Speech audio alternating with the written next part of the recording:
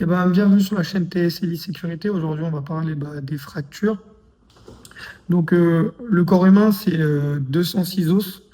Donc, c'est 206 pièces de haute précision qui forment la charpente de notre organisme. Mais lorsqu'un choc violent survient, ça peut se briser. On appelle ça des fractures. Donc, le but, ça va être de voir comment réagir vite, bien, mais sans faire pire. Donc, un membre cassé, ça passe pas inaperçu. Donc, il y a 5 signes d'alerte. Il peut y avoir donc une douleur intense. Souvent, c'est immédiat.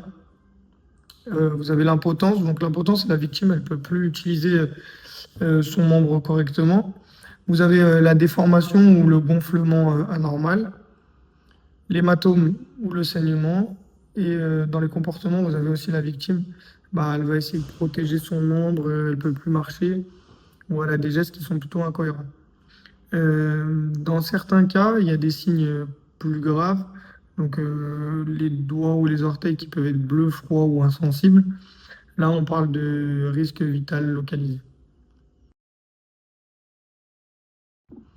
Donc une fracture, c'est pas juste un os brisé, c'est parfois une urgence vitale dans le sens où un os, en se cassant, il peut endommager une artère et provoquer une hémorragie interne. Il peut compresser aussi un nerf ou un vaisseau, donc ça menace un membre, et il peut s'infecter. Donc on parlait tout à l'heure de la fracture ouverte, dans les cas les plus graves, comme une fracture du bassin. Ça peut aussi engager le pronostic vital en quelques minutes dû à la perte de sang et l'hémorragie interne que ça peut engendrer. Donc face à une suspicion de fracture, donc moi je vais vous donner une conduite à tenir. Donc déjà, c'est de ne jamais mobiliser inutilement. Il faut mettre la victime dans une position qui est confortable pour elle en évitant tout mouvement du membre blessé. Il faut essayer d'immobiliser le segment si possible avec les moyens du bord. Ça peut être une écharpe, un vêtement, jambe saine contre un tuteur.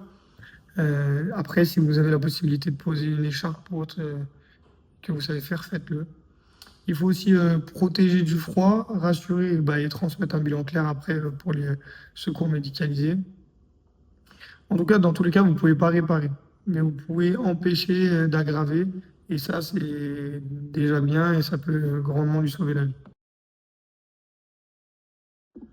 Alors, dans les fractures, on a quand même quelques cas particuliers. Donc, il y a 3 fractures qui doivent immédiatement vous alerter. Donc, on a la fracture du bassin, donc en cas de choc violent, une incapacité à se relever, douleur à l'aine. Il faut suspecter une fracture pelvienne et là, il ne faut surtout pas immobiliser. On a aussi les côtes, donc c'est des douleurs à la respiration, il peut y avoir de la toux, une gêne thoracique.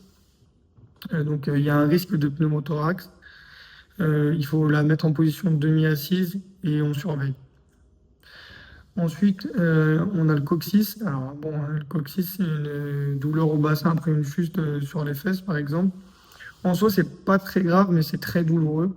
La meilleure chose à faire, c'est du repos et essayer de la mettre sur un coussin ou dans une position qui n'atteint pas trop la partie qui fait mal.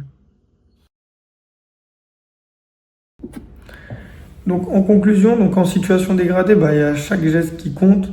Reconnaître une fracture, en fait, c'est pas deviner, c'est vraiment qu'il faut observer et réagir calmement. En cas de doute, on n'hésite pas, on considère que c'est une fracture. Il n'y a pas besoin d'être un médecin pour sauver une vie. Il suffit juste d'avoir les bons réflexes. Et c'est exactement ce que vous allez apprendre avec tous ces modules. Quoi qu'il arrive, on verra dans une prochaine vidéo au moins la pose d'une écharpe avec une contre-écharpe. Et on verra aussi comment immobiliser une jambe qui peut être fracturée ou avec une suspicion de fracture avec les moyens du bord.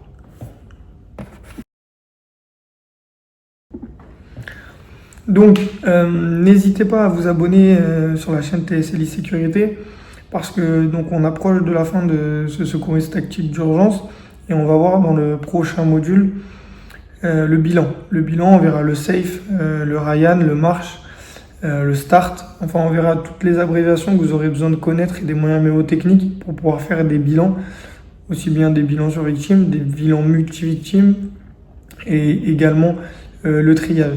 Donc ce sera un module qui est vraiment important, donc n'hésitez pas à vous abonner et à activer la petite cloche pour recevoir la notification quand elle arrivera. Il y aura aussi la vidéo un petit peu sur la globalité de la formation qu'on a vue ensemble, en espérant que ça vous a plu. N'hésitez pas à mettre des commentaires pour me faire un petit peu des retours sur ce que vous avez appris, ce que vous connaissez déjà et ce que vous voulez voir par la suite. Merci à tous.